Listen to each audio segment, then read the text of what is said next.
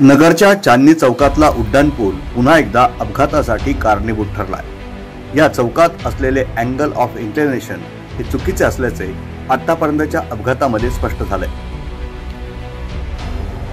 पण या संदर्भात आमदारकीसाठी इच्छुक असलेल्या उमेदवारांनी घटनास्थळी वेळोवेळी भेटी देऊन आंदोलने करण्याचा इशारा दिला। भ्रष्टाचार करणाऱ्या ठेकेदार आणि अधिकाऱ्यांना कारवाई करून तुरुंगात पाठवा असे म्हटले, पण पुढे काहीच झालं नाही। याचं स्पष्ट उदाहरण म्हणजे शनिवारी सायंकाळच्या सुमारास झालेला एक ट्रक अपघात। या अपघातात एक जण पुन्हा एकदा जखमी होऊन मृत्यूशी झुंज देतो आहे।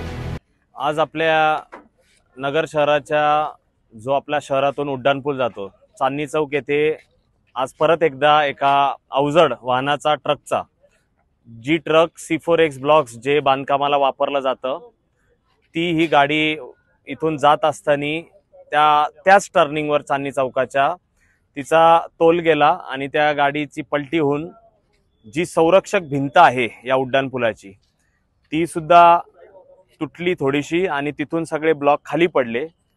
तेच ठिकाण होतं मागच्या वेळेस ज्यावेळेस एक आयशर ट्रक इथं पलटी झाली ती तर खाली पडली होती आणि तसाच अपघात आत्ता झाला।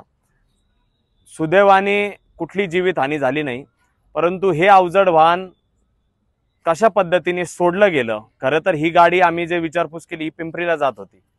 आत्ताच या संदर्भामध्ये शिवसेने शहर प्रमुख संभाजीराजे कदम आणि काँग्रेस पक्षाचे शहर अध्यक्ष किरण भाऊ काळे यांनी माझ्या येण्याच्या पूर्वी जे नॅशनल हायवे अथॉरिटीचे जे जिल्ह्याचे प्रमुख आहेत त्यांच्याशी बोलले। यापूर्वी देखील खासदार निलेश लंके साहेब इथं आले होते।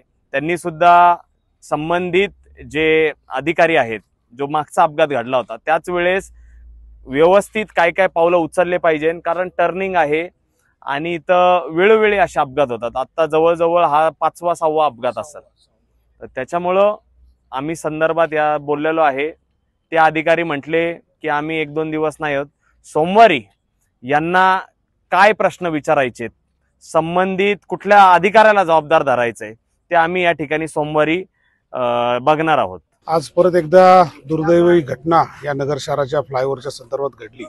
खरं तर आम्ही नगरकरांनी एक मोठं स्वप्न पाहिलं होतं की फ्लायओव्हर अत्यंत नगर शहरासाठी चांगला राहील, ते निश्चित त्याचं कौतुक देखील नगरकरांनी केलं।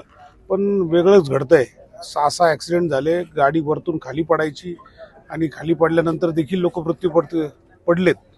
आणि खरं तर याचं डिझाईन त्याच्या बाबतीत आमच्या मनात शंका आहे की डिझाईन जाणीवपूर्वक किंवा त्यांच्याकडून चुकीच्या पद्धतीचं डिझाईन हे त्यांनी त्या ठिकाणी अप्रूव्हल केलेलं आहे। आम्ही सोमवारी त्यांच्या NHच्या अधिकाऱ्यांशी आता झोडके साहेबांशी बोललो, ज्यांच्याकडे या NHची जबाबदारी आहे, या हायवेची जबाबदारी आहे, ज्यांनी हा पूल बांधला त्यांना आम्ही वेळोवेळी सांगतो आणि सांगितल्यानंतर त्यांनी या सेफ्टी जाळ्या या आम्ही आंदोलन करायला लागलो म्हणून त्यांनी त्या ठिकाणी बसवल्या। पण तरी देखील या नगर शहरातील या उड्डाणपुलाचा कुठेही मागमूस लागायला तयार नाही। आत्ता देखील हा जो ट्रक आहे हा पडता पडता वाचला, पण ह्या सातत्याने घटना का घडतात याचा जर का विचार केला तर या ठिकाणचं डिझाईन करताना जो शार्प टर्न आहे तो यांनी त्यावेळेस विचारात न घेतल्यामुळं या ठिकाणची ही जी जागा आहे ही डेंजर झोनमध्ये आलेली आहे। असा टर्न कुठंच नसतो। खरं तर फ्लायओव्हर समोरून जात असतो, हा डायरेक्ट टर्न घेतलेला फ्लायओव्हर हा दुर्दैवी या नगर शहराच्या माथी मारला गेलेला आहे। याचं काम त्वरित लवकरात लवकर याच्यामध्ये टेक्निकल टीम बोलून त्याच्यामध्ये कशा पद्धतीने सेफ्टी उद्याच्या काळात अधिकतम ॲक्सिडेंट होऊ नये याची काळजी घेण्यासाठी सोमवारी सकाळी आम्ही NHच्या अधिकाऱ्यांना भेटणार आहे, त्यांना या ठिकाणी आणणार आहे। वेळ प्रसंगी त्यांच्यावर गुन्हा दाखल देखील करणार आहे, कारण की याच्यातून ते सुटू शकत नाही। फ्लायओव्हर ही कायमस्वरूपीची व्यवस्था आहे, ही तात्पुरत्या स्वरूपाची व्यवस्था नगर शहरासाठी झालेली नाही। 350-400 कोटी रुपये खर्चून जर का व्यवस्था योग्य नसेल तर उद्याच्या काळात आम्हाला त्या ठिकाणी गुन्हा दाखल करावा लागेल, वेळ पडली तर PIL दाखल करावं लागणार आणि आम्ही ती करणार। या मार्गावरून औरंगाबादकडून पुण्याकडे चाललेला एक ट्रक वळणावर पलटी झाला। चांदणी चौकातले हेच ते धोक्याचे वळण आहे। या अगोदर जेव्हा इथं पूल नव्हता तेव्हाही अशाच प्रकारे अपघात होत होते। त्याचीच मालिका पुढे वरच्या मजल्यावर सुरू झाली। अधिकाऱ्यांनी हे वळण काढून टाकलं असतं तर काय बिघडलं असतं? अलीकडच्या आणि पलीकडच्या वळणावरची जागा सरकारचीच आहे। त्या जागेवर ज्या आस्थापना इमारती उभ्या आहेत त्या इतरत्र हलवून अनेकांचे प्राण वाचवता आले असते. याच वळणावर नगरमधील एका प्रसिद्ध वकिलाचा मृत्यू झाला होता. त्या अगोदर एक जण दुचाकीस्वार वळणावर पुलावरून थेट खाली पडला आणि गतप्राण झाला. नंतर पुढे एक ट्रक वळणावर थेट उडून खाली पडला, कोसळला आणि एक जण मृत्युमुखी पडला. तरी देखील संबंधित ठेकेदार संस्थेनं रस्त्याची कोणतीच डागडुजी केली नाही. वळण तर तसंच ठेवलं. मागच्या अपघातात जे कठडे तुटले होते ते देखील साधे बदललेले नाही. आता पुन्हा एकदा एक ट्रक वळणावर कोसळता बचावला. पण अपघात तर झालाच. याला जबाबदार कोण? ज्यांनी या उड्डाणपुलाचं श्रेय लाटलं त्यांना हे अपघात आणि झालेले मृत्यू भय इथले संपत नाही असं स्वप्न पडत नाही. उलट श्रेय लाटण्याच्या नादात झालेल्या चुका या पुलाच्या अपघातांना अधिक अधोरेखित करतात. नगर शहरातला पहिला आणि एकमेव असणारा जो उड्डाणपूल आहे की जो कायम चर्चेत असतो आणि एक मृत्यूचा सापळा आपण याला खरंच आता म्हणावं लागेल. दुर्दैव आहे, म्हणजे अशी इच्छा नाही कोणाची, परंतु घटनाच तशा वारंवार घडत आहेत. आता तुम्ही इथं सगळं चित्र जर पाहिलं तुमच्या लक्षात येईल की कशा पद्धतीनं वारंवार एका ठराविक स्पॉटवरती या गोष्टी घडत आहेत.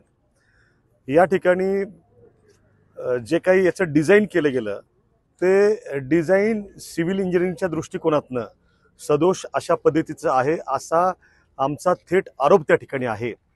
आम्ही या संदर्भामध्ये नॅशनल हायवे अथॉरिटीचे जे झोडगे साहेब आहेत त्यांच्याशी चर्चा केली. मात्र दुर्दैव आहे की ते सुद्धा या तांत्रिक गोष्टींकडे गांभीर्यानं पाहायला तयार नाहीत. आज जी घटना घडली याच्यापूर्वी 26 जुलैला आयशरची ती घटना घडली. त्याच्या आधी 9 एप्रिलला उड्डाणपुलाच्या खाली काही मलबा जो आहे तो कोसळला आणि एका 4 चाकीच्या टपावरती कोसळला. सुदैवानं 4 चाकी होती म्हणून तो माणूस त्या ठिकाणी वाचला.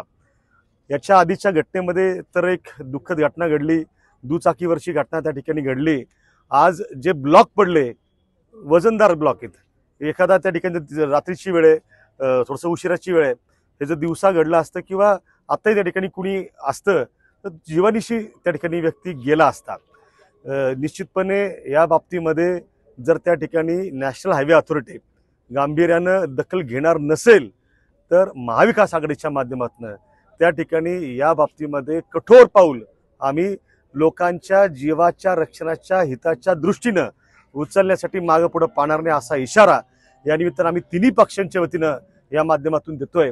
मला या निमित्तानं एकच सांगायचं आहे की ह्या उड्डाणपुलाच्या सदोष निर्मितीला जबाबदार असणारे कंत्राटदार, या उड्डाणपुलाचं डिझाईन ज्यांनी तयार केलं आणि ज्यांनी अप्रूव्ह केलं असे इंजिनियर्स आणि टेक्निकल टीम आणि या उड्डाणपुलाच्या वेगवान काम पूर्ण होण्यासाठी अट्टाहास धरणारे तत्कालीन लोकप्रतिनिधी, संसदेचे सध्याचे विद्यमान शहराचे आमदार, या सगळ्यांचा याच्यामध्ये रोल आहे आणि ते सगळे याच्यामध्ये दोषी आहेत हे दुर्दैवाने म्हणावं लागतंय. एक उड्डाणपूल, त्या उड्डाणपुलाची ही सगळी अशी कहाणी जी आहे ती सगळी वाईट आहे. त्याच्यामुळे या सगळ्या बाबतीमध्ये जर नॅशनल हायवे अथॉरिटीनी इथून पुढे अशा घटना होऊ नयेत यासाठी ज्या सेफ्टी मेजर्स आहेत त्या तात्काळ राबवल्या नाही तर यानंतर घडणाऱ्या प्रत्येक घटनेसाठी त्यांना दोषी धरून त्यांच्यावरती गुन्हा दाखल करण्याची भूमिका त्या ठिकाणी या शहराचे नागरिक म्हणून आम्ही त्या ठिकाणी जनहितार्थ घेऊ. रिपोर्ट न्यूज डेस्क, महानगराची लाईफलाईन, मेट्रो न्यूज.